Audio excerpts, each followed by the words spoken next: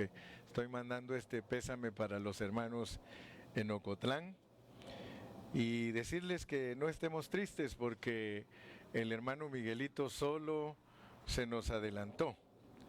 Ya él está con el Señor, él está descansando.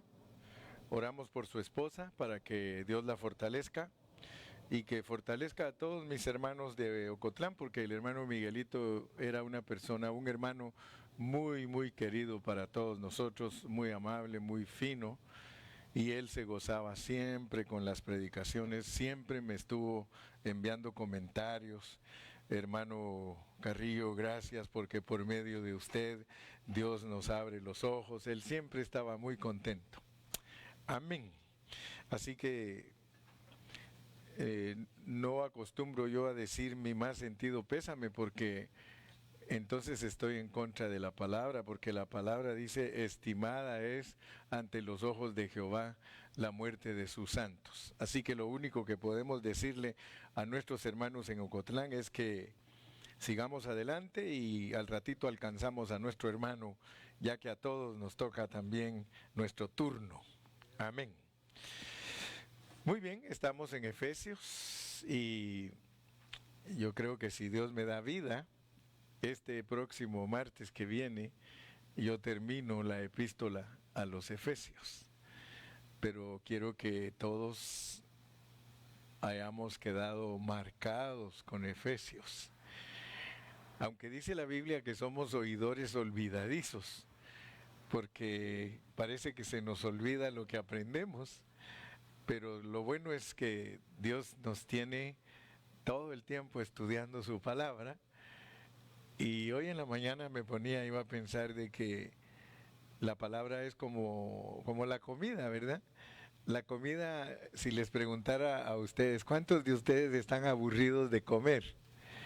Me van a decir, hermano Carrillo, ¿qué le pasa? Si esta mañana me levanté con unas ganas de almorzar que ya las esposas se pusieron a preparar ahí los huevitos y todo. Pero algo que me llama a mí la atención es que no nos aburre comer nuestra comida física. Los huevitos, ¿verdad que no aburren? Uno come huevitos revueltos, huevitos rancheros, huevitos duros, de todas maneras los puede hacer. El pollo, que digo yo, Señor, qué puntacho el que te echaste al haber inventado los pollos, porque los pollos son tan ricos. El pollo se puede comer de todas maneras, ¿verdad?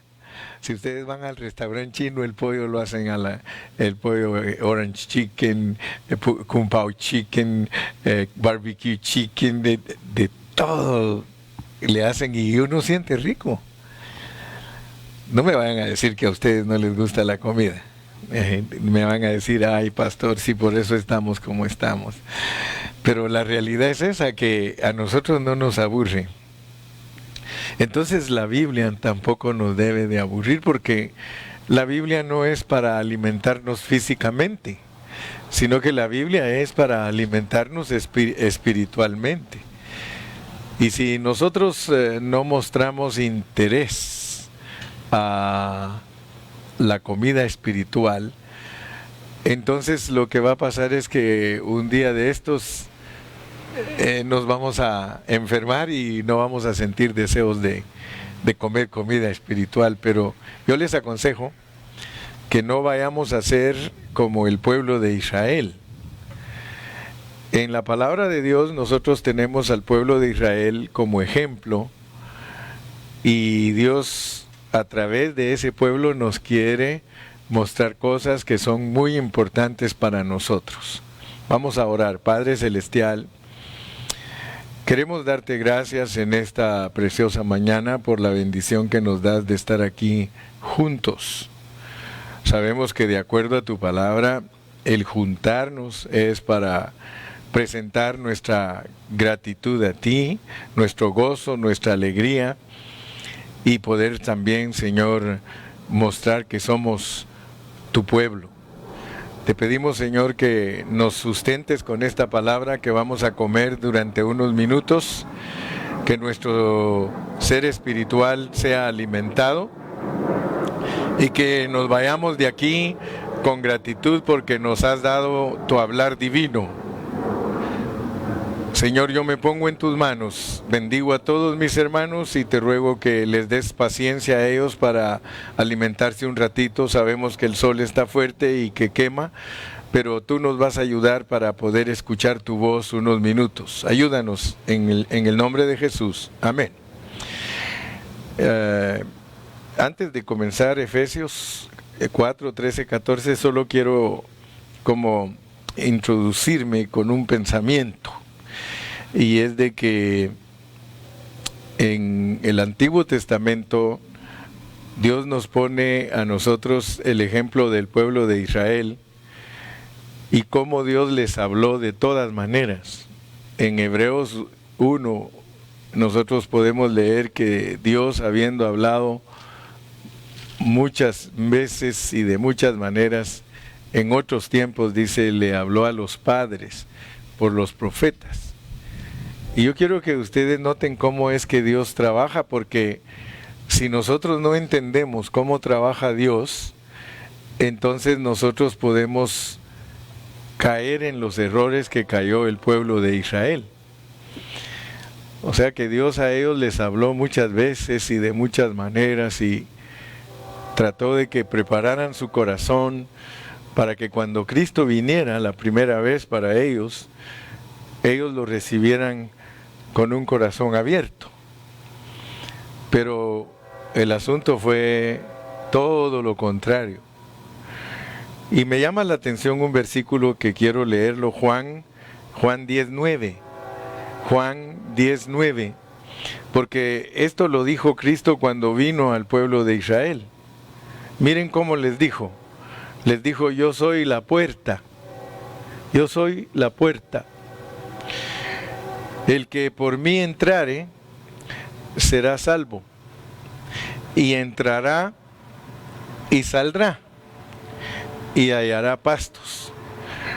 Ustedes saben que el hablar de Cristo, para que nosotros lo logremos entender, nosotros tenemos que poner mucha atención al contexto de lo que Él estaba hablando, porque el Espíritu Santo siempre habla bajo contexto, bajo un contexto. Entonces el Señor Jesús, ¿bajo qué contexto le dijo a los discípulos que eran judíos y a los fariseos que eran los que lo seguían porque estaban inquietos? Ellos eran maestros del pueblo de Israel, pero ellos estaban inquietos de ver a un extraño predicando ahí entre ellos y que no era un maestro establecido por la religión. Entonces Él les dice, yo soy la puerta, pero ¿la puerta de qué? Tenemos que saber bajo qué contexto les está diciendo que Él es la puerta. Y Él les está diciendo que Él es la puerta bajo el contexto de lo que dice el versículo 1. De cierto os digo, el que no entra por la puerta en el redil de las ovejas, sino que sube por otra parte, ese es ladrón y salteador. Entonces notemos pues que Él les está diciendo que Israel son sus ovejas y menciona un redil. Si nosotros no ponemos atención a qué se está refiriendo Cristo como redil, entonces vamos a leer la historia y no vamos a poder discernir a lo que Él se estaba refiriendo. Pero noten pues que Él dice, mas el que entra por la puerta, el pastor de las ovejas es. A este abre el portero, y las ovejas oyen su voz, y a sus ovejas llama por nombre, y las saca. Y cuando ha sacado fuera todas las propias, va delante de ellas, y las ovejas le siguen porque conocen su voz. Mas al extraño no seguirán, sino huirán de él, porque no conocen la voz de los extraños. Yo quiero que ustedes se den cuenta que tanto Cristo como el apóstol San Pablo, siempre que él quería hablarle a las personas, usaba alegorías, metáforas, parábolas, y por eso dice el versículo 6 que esto que está hablando es una alegoría. O sea que es una historia que la está usando él para hablar de algo verdadero espiritual. Les dice, esta alegoría les dijo Jesús, pero ellos no entendieron qué era lo que les decía. El problema es que hoy día hay mucha gente que lee esta historia y tampoco entiende lo que él les decía. Ahora preguntémonos nosotros también nos vamos a quedar en la misma condición. Nosotros también lo vamos a oír hablar y no vamos a saber qué es lo que nos está diciendo. Entonces dice, volvió pues Jesús a decirles, de cierto os digo, yo soy la puerta de las ovejas. Todos los que antes de mí vinieron, ladrones son. Fíjense pues, quiero que noten. ¿Cuántos están conmigo? ¿Cuántos están escuchando el mensaje? Porque a veces como estamos en la calle, dice, aquí ni atención puede poner uno. Pero noten lo que les está diciendo el Señor. Les está diciendo, yo soy la puerta de las ovejas. Todos los que antes de mí vinieron, ladrones son y salteadores, pero no los oyeron las ovejas. ¿Quiénes son los que no oyeron a los ladrones y salteadores? Ustedes ya saben a quiénes se está refiriendo Cristo como ladrones y salteadores. Se está refiriendo a todos los maestros de Israel que no tenían un corazón para Dios. Ellos, por eso ustedes leen en Ezequiel que eran malos pastores y que se burlaban de las ovejas, las trataron mal a las ovejas, nunca los guiaron en una manera que fuera correcta hacia Dios. Entonces por eso Jesús les llamó ladrones y salteadores, pero no los oyeron los que eran ovejas. Por eso alguien que de verdad es oveja, no lo pueden engañar los salteadores ni los ladrones. ¿Por qué? Porque tienen un corazón para el Señor. Ahora, si nosotros estudiamos despacio todo este contexto, nosotros vamos a descubrir que el redil al cual se refiere el Señor aquí, porque en el versículo 9, que es el contexto, dice, yo soy la puerta de las ovejas, la puerta del redil, el que por mí entrare será salvo, y entrará y saldrá y hallará pastos. Lo que muchos cristianos no han entendido al estudiar esta alegoría es de que el Señor Jesucristo les está diciendo que a todos los que metió Dios a la ley, a todos, porque la ley fue el redil por medio del cual Dios resguardó a sus ovejas.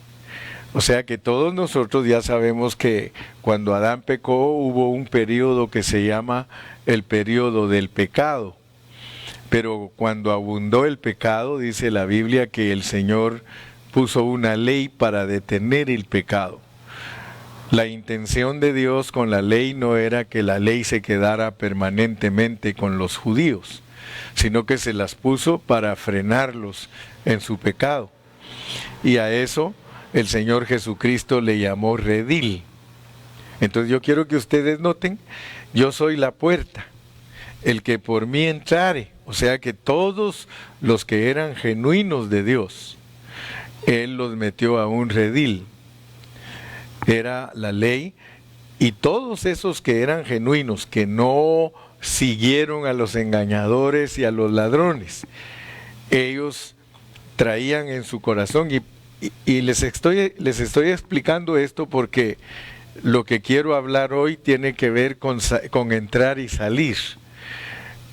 Entonces, todos los que eran israelitas verdaderos, ¿se recuerdan ustedes que a Natanael le dijo Jesús, he allí un verdadero israelita en el cual no hay engaño. Y se recuerdan que él se asustó porque cuando dijo tú eres profeta, porque le dijo, desde que estabas debajo de la higuera te vi. Y entonces él se asustó porque dijo, bueno, entonces este tiene que ser Dios o alguien que lo vea a uno donde uno está. Y le dijo que era un verdadero israelita en el cual no había engaño. Entonces yo quiero que cuando ustedes lean el libro de Hebreos, ustedes se den cuenta que allí en Hebreos, en el capítulo 11, nos ponen a todos los hombres de fe. Y desde Abel habían hombres de fe, o sea que no vayan a creer ustedes que los israelitas no hubieron en ellos hombres de fe.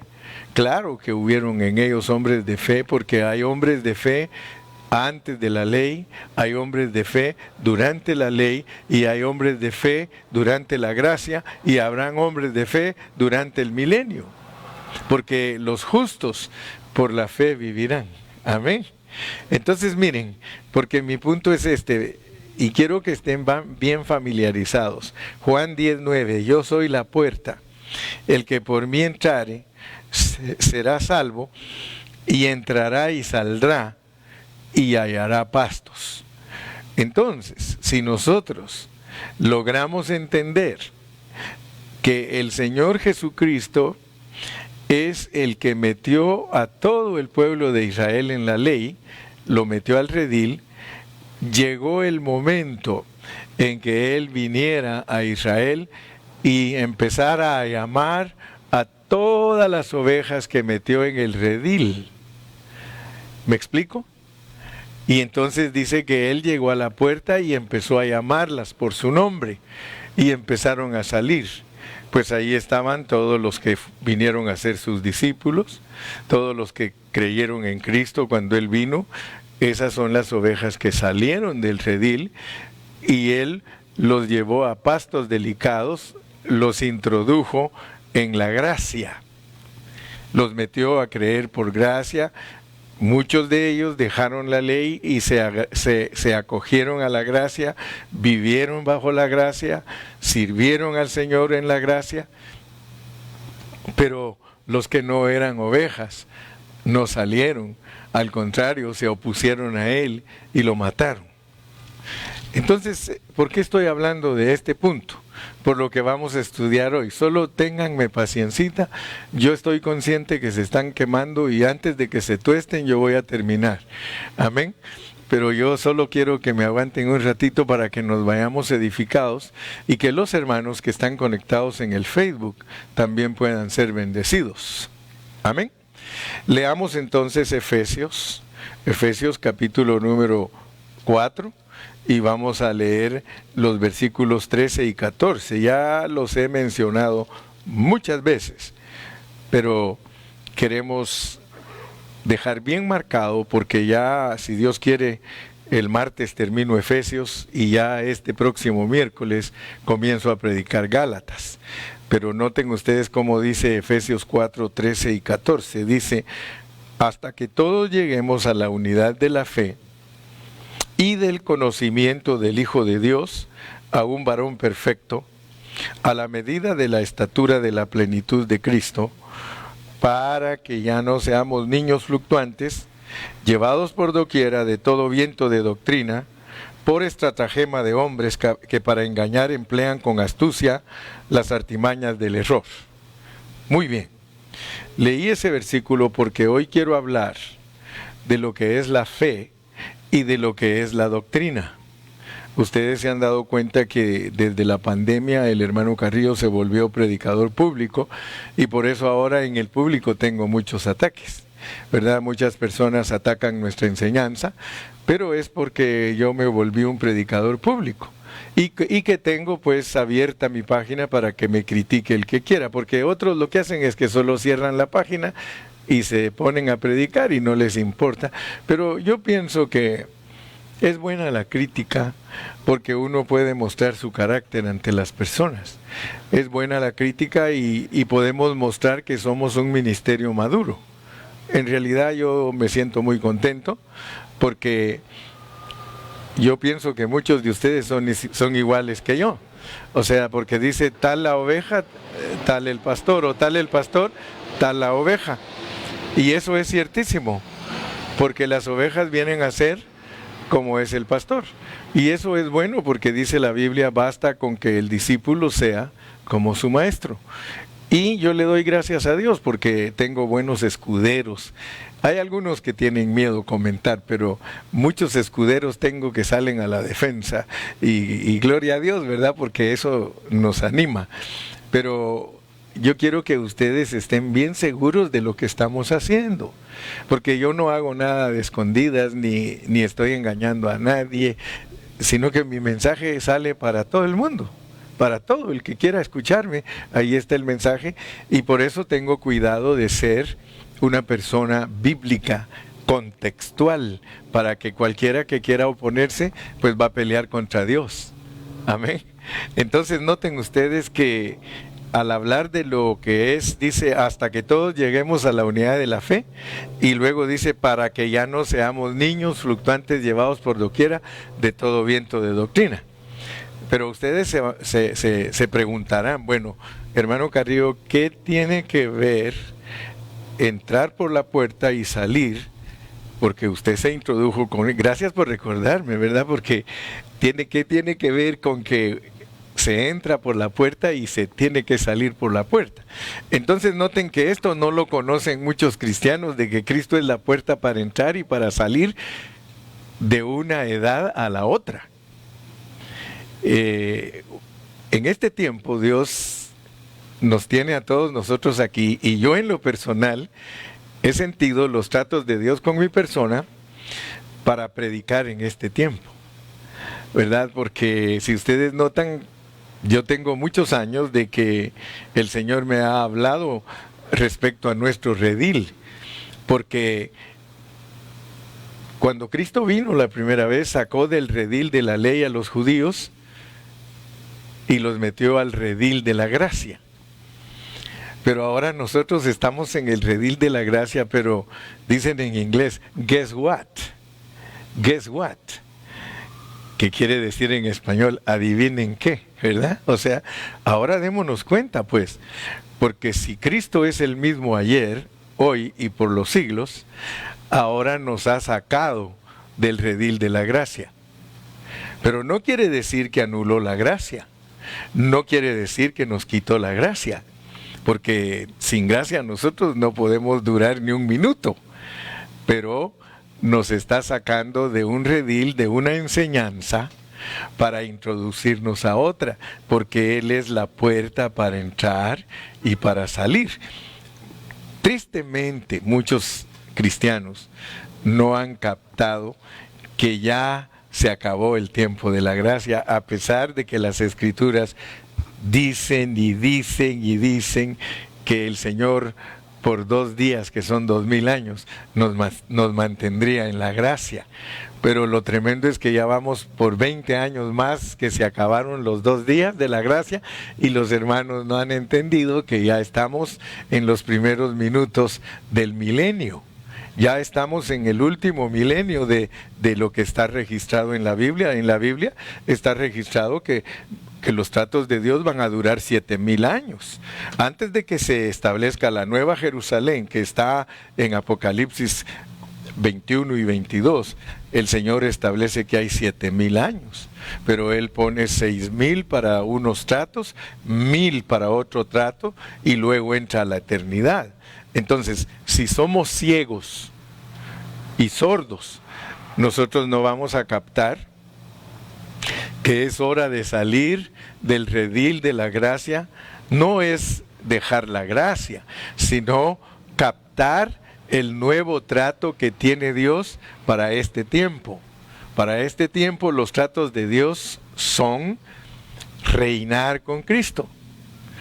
Pero como les vuelvo a repetir, los hermanos se quedaron predicando un evangelio de cuántos se quieren ir al cielo, se quedaron predicando un evangelio de sanidad divina, se quedaron predicando un evangelio de que la gente tiene que estar llena del Espíritu Santo, se quedaron con un evangelio que es doctrinas.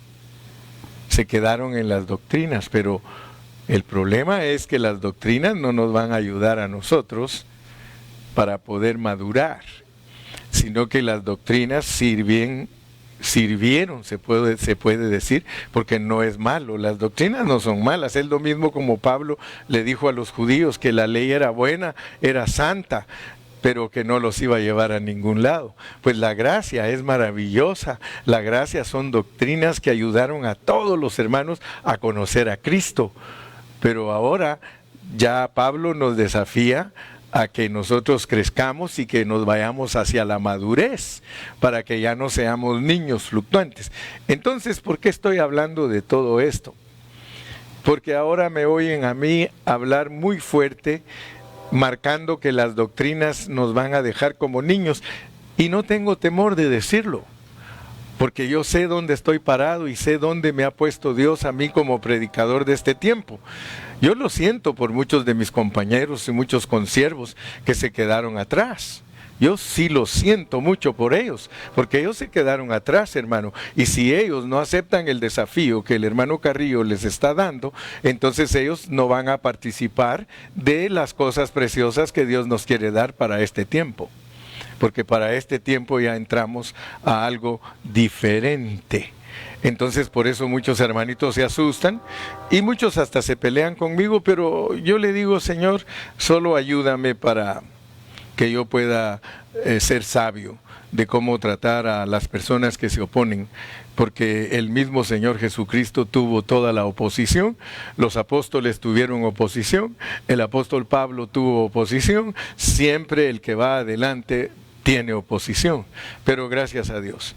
Entonces, como ya el tiempo avanza y no sé si por favor tú me dices, Iván, por dónde voy, para que no me pase de mucho tiempo, ¿verdad? Pero quiero decirles entonces que el libro de Efesios, su enfoque es la iglesia y le da mucha importancia al asunto de la unidad, tanto a la unidad del espíritu como a la unidad de la fe.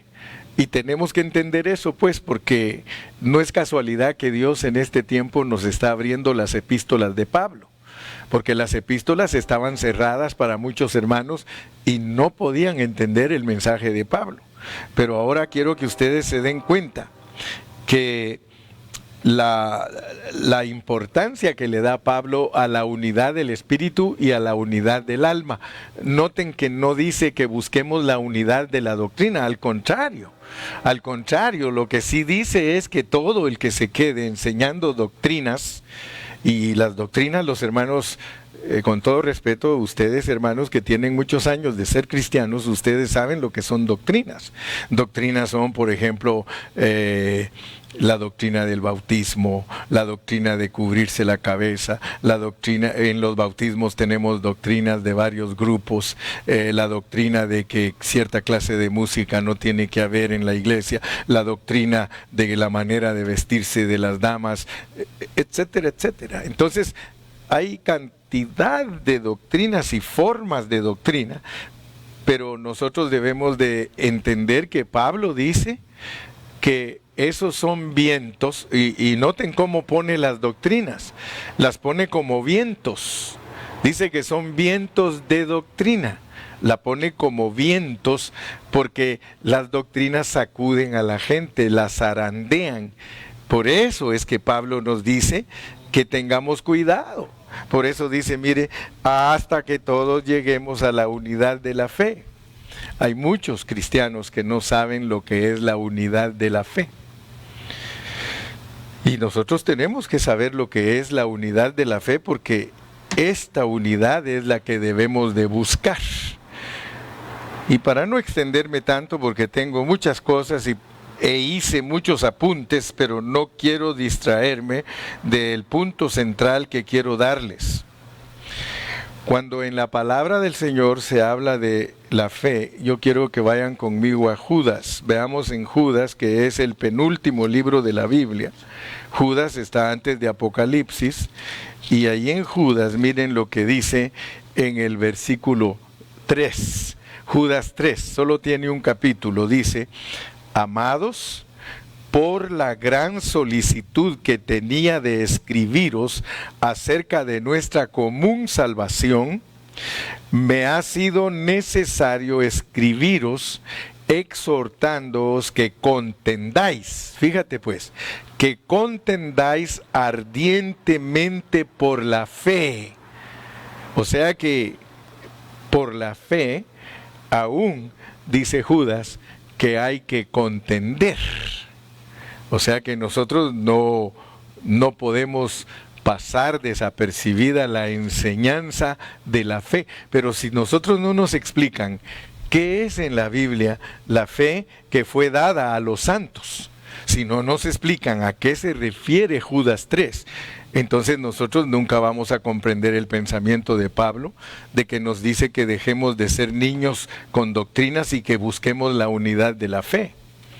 Si tú eres un cristiano que amas a Dios de todo corazón, si eres un siervo de Dios que está por Dios y por sus intereses, como lo está el hermano Carrillo, tú eres mi compañero. Y entonces, tú y yo vamos a buscar lo que es la unidad de la fe. Tú y yo tenemos que estar unidos en la fe si queremos bendecir a las personas que nos escuchan. Porque si nosotros no somos siervos unidos en la fe, entonces nosotros ¿cómo vamos a poder ayudar a la gente a que se una en la fe? Vamos a hacer lo que dice, ciegos guiando ciegos. Pero Dios no quiere que seamos ciegos guiando ciegos. Quiero decirte que indefectiblemente, indiscutiblemente, la fe en el Nuevo Testamento se basa en 4 cosas. Y si tú tienes esas 4 cosas, tú estás unido en la fe con el hermano Carrillo. ¿Para qué vas a seguir desuniéndote del hermano Carrillo por las doctrinas? ¿Para qué? Porque muchos de nosotros tenemos un problema y es que nosotros nos sentimos muy, muy individuales. Casi la mayoría de pastores y de siervos de Dios, si no tenemos cuidado, nosotros nos volvemos muy individuales, muy individualistas. Creemos que la congregación en la cual Dios nos ha puesto es de nosotros y creemos que nosotros podemos hacer lo que querramos con las ovejitas que Dios nos ha puesto bajo nuestro cuidado. No, eso no es así, porque entonces tú vas a querer traer ovejas y ovejas y ovejas a tu congregación para manipularlas y no las vas a dejar que tengan compañerismo con otras ovejas de otras congregaciones. Y aquí esto se trata de un cuerpo, no somos independientes las congregaciones. Que nosotros las hayamos hecho independientes, eso significa que nosotros no hemos entendido, pero ahora ya no estamos en el redil de las doctrinas. Ahora ya nos invitaron a salir para hallar pastos delicados. Por eso es que esto que te estoy hablando, como son pastos delicados, puede ser que tú estás acostumbrado a comer comida chatarra. Y comer comida chatarra es comer doctrinas. Pero ahora te están dando una vianda. Y por eso es que tal vez te resistas a recibirla. Pero nuestra fe en el Nuevo Testamento está basada en 4 cosas. Y tú me vas a decir si no estás de acuerdo conmigo. Primero, que la palabra de Dios es infalible. Si tú crees que la palabra de Dios es infalible, ya tenemos un punto a favor. Solo son 4 puntos. Fíjate que no te voy a decir son 100 puntos para estar de acuerdo. No. 4 puntos. La palabra de Dios es infalible. Si en ese punto tú crees igual que yo, ya vamos ganando, somos de la fe. Segunda, que Dios es triuno, Él es Padre, Hijo y Espíritu Santo. Ay, hermano, soy apostólico, ya no puedo estar con usted. Mientras Dios no trate contigo, no vas a entender cómo es Dios y te vas a identificar con doctrinas. Esto no es para identificarnos con doctrinas, esto es para entender que Dios se revela en la Biblia como Padre. ¿Tú crees que Dios se revela como Padre? Amén. ¿Tú crees que Dios se revela como Hijo? Amén. ¿Tú crees que Dios se revela como Espíritu? Ya llevamos 2 puntos a favor. Tú y yo somos de la fe. Vamos con el tercer punto. En la Biblia dice que Jesús es Dios y que Él es hombre. Él es las 2 cosas. Él es divino, humano, y Él es redentor. Él resucitó. Gloria a Dios. ¿Tú crees en eso? Ya llevamos 3 puntos, hermano. Quiere decir que tú y yo como que somos de la fe. El último punto para determinar si tú y yo somos de la fe es que hay un solo cuerpo en toda la tierra.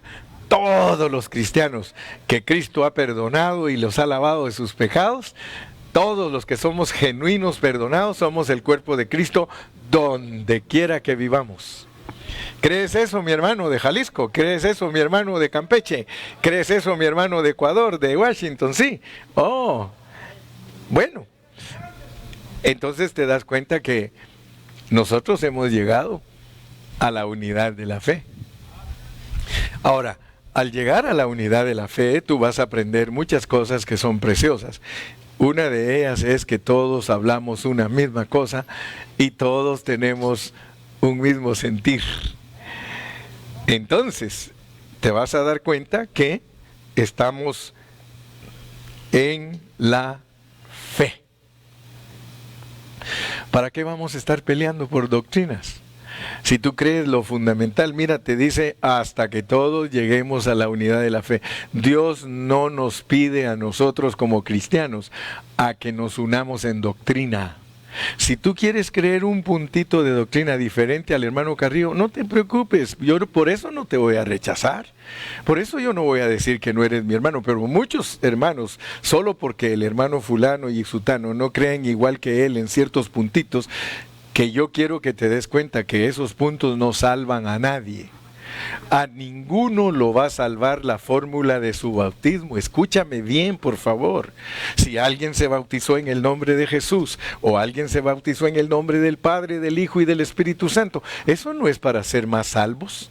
Cada uno, fíjate, el problema de nosotros los cristianos es de que nosotros queremos que Romanos 12 sea una realidad para nosotros.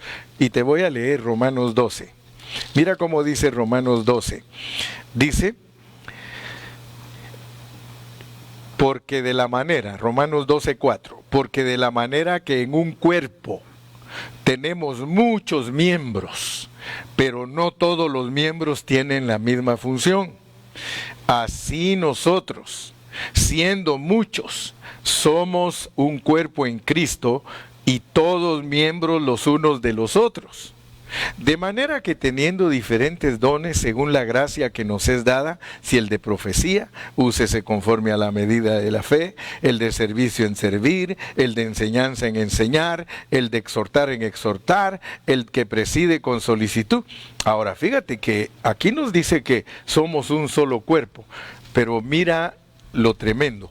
Porque muchos hermanos sí entienden que somos un cuerpo en Cristo, pero no quieren aplicar el capítulo 14.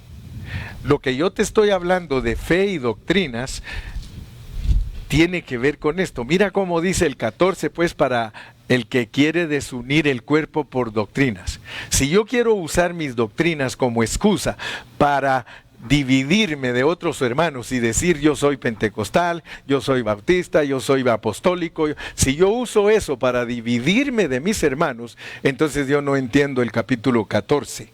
El capítulo 14 es para regularnos. Mire cómo dice, recibid al débil en la fe, pero no para pelear, no para contender sobre opiniones. Porque uno cree que se ha de comer de todo, otro que es débil come legumbres. El que come no menosprecia al que no come, y el que no come no juzgue al que come, porque Dios le ha recibido. Entonces, fíjense cómo dice el versículo 5. Uno hace diferencia entre día y día, por aquello de que alguien diga que porque tú no guardas el sábado, que por eso no eres salvo.